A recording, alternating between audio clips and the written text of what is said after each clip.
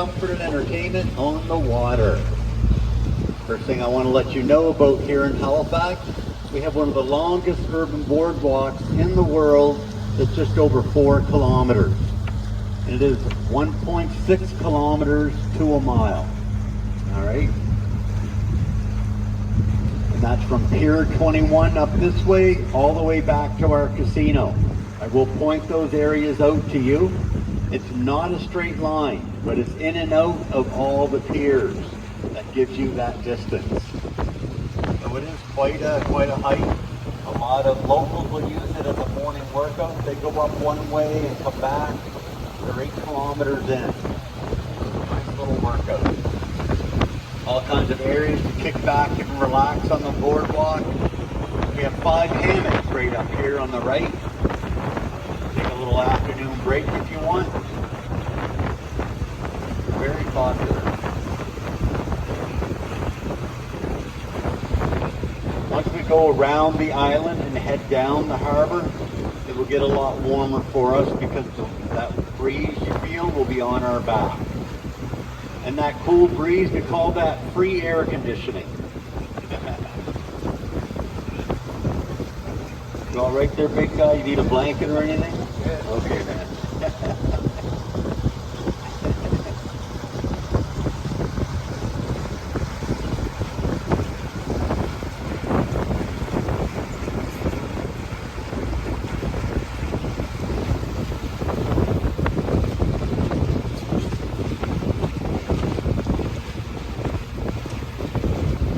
This area in here is known as Bishop's Landing. These 3 low-rise buildings are all condos. It is very expensive to live at Halifax waterfront. We've got shops and restaurants on the bottom. This store up here, Cow's Ice Cream, absolutely delicious. If you like ice cream, check that area out. Who doesn't like ice cream? Maybe unless you're lactose intolerant or something. You can take something for that. All this docking space up here in front of us, this is all for pleasure craft. So you can come in and hang out for the day. You can also rent dock space overnight if you like. You're looking at about $3 a foot for your boat. Not bad at all. We have 3 really nice restaurants in here. We have Sea Smoke up there on my right, the Bicycle Thief with the red umbrellas, and then tucked in the back is Amano. It's a really nice Italian restaurant. They're all very good. I can highly recommend them. The Bicycle Thief is our favorite around here. Now if you look up on this wharf here, you'll see 3 funky looking lampposts. They're actually an art exhibit done by 2 NASCAT alumni here from Halifax, from our art college. And they're called the Drunken Lamppost. This first one here, his name is Fountain. After a big night on the town drinking in Halifax, now he's standing at the edge of the pier relieving himself. And the other 2 are called Get Drunk and Fall Down. One standing over the other one, telling him to get up. This next building is called the Canard. If you look at it from the side, you can tell it's shaped like a ship. What I call high-end luxury apartment living. Beautiful boardwalk here with shops and restaurants. Water Polo, high-end seafood restaurant. Very good in there. If you get a chance, check that out. There's a fitness center and a swimming pool up on the top level in this building. These apartments right up here facing the water, they're going to cost you around $8 grand a month. So, I don't live there.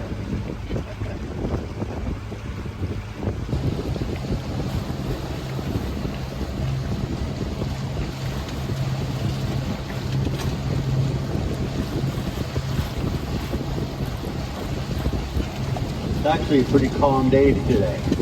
The winds are not very high at all. Seen a lot worse out here, that's for sure. Now looking over here on my right, the seawall with all the gray bumpers, this is where all our cruise ships come in. And this year we are looking at over 200. That would help boost up the economics on the waterfront, help drive my season. right into the end of October. So long when tourism's gone, we're still getting anywhere from 2,000 to 10,000 people dropped off on the wharf.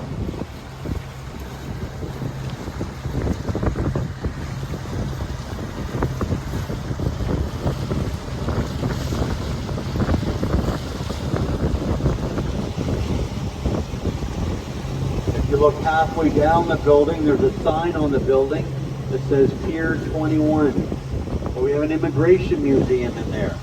From the 1920s right up to 1970, well over 1 million immigrants came in through those doors. It's known as the gateway into Canada. So it's a very cool spot to check out. A lot of history there for us. One of our container ports up on the right, and we have another one at the other end of the harbor. We get a lot of importing from Europe here in Halifax.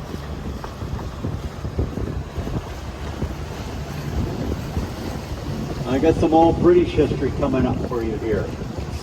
This little island up here in front of us. This is George's Island. Way back in 1749, it was named George's Island after King George II.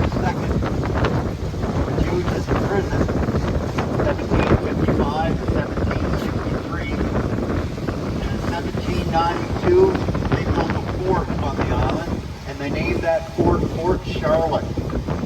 They built tunnels running all through the island, and they are also manufacturing sea mines on the island, placing them way out the mouth of the harbor to protect against enemy craft from coming in.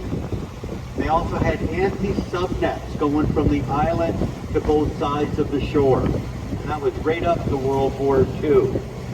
And those German U-boats were out there, right? That's where the Battle of the Atlantic happened, not far off our coast. So we had those up to make sure they didn't sneak into the harbor. We had a lighthouse keeper and his family living.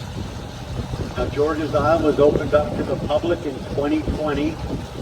It's run by Parks Canada, and it's a National Historic Site. It's open Thursday through to Monday.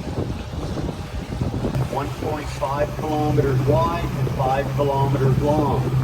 Back in the 1800s, over 200 people lived on that island out there. And they also built 2 forts out there as well, Fort McNabb and Fort Hyde. Right now it's a provincial park, so nobody lives out there, but you can visit the island at any time of the year you want. And you can even stay overnight camping, but you're not allowed to live there. And I will let and merchant ship awaiting to be deployed on a convoy over to Europe during wartime. Would have been a prime target in Halifax. It was really nothing more than a big Navy port back during wartime. Very rough kind of city, rough port city.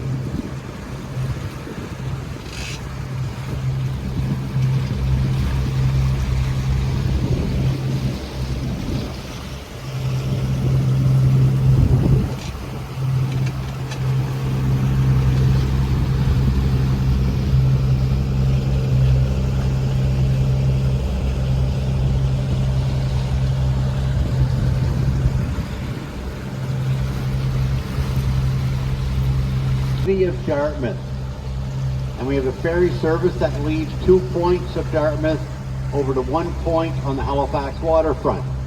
You can see that ferry moving over to our right up in front of us here. That just left the Woodside Ferry Terminal directly over to my right, and that's only for commuters.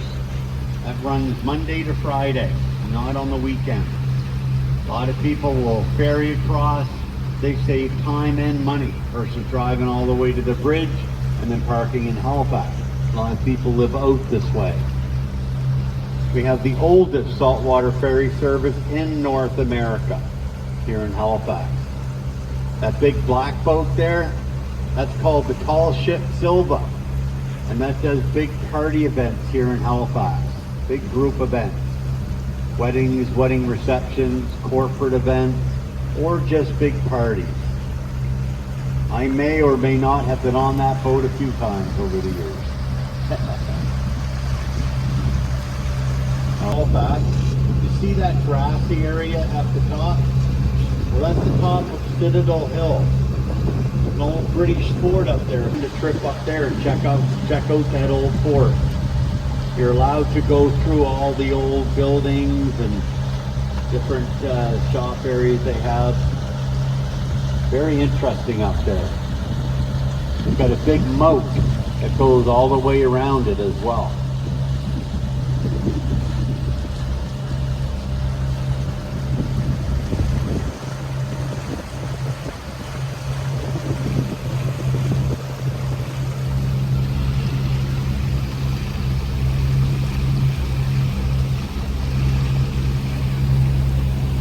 So for sea life, we're looking mainly for seals.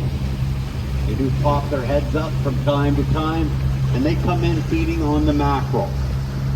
So hopefully we will see a seal. I've also had harbor porpoise as well.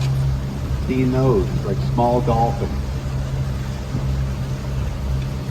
But they're not around too often.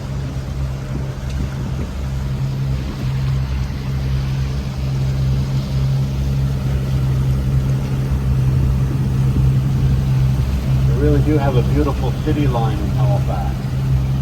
No real big skyscrapers. Not that I have anything against them, it's just that I don't know if it would really fit our waterfront. Lights up really nice at night too.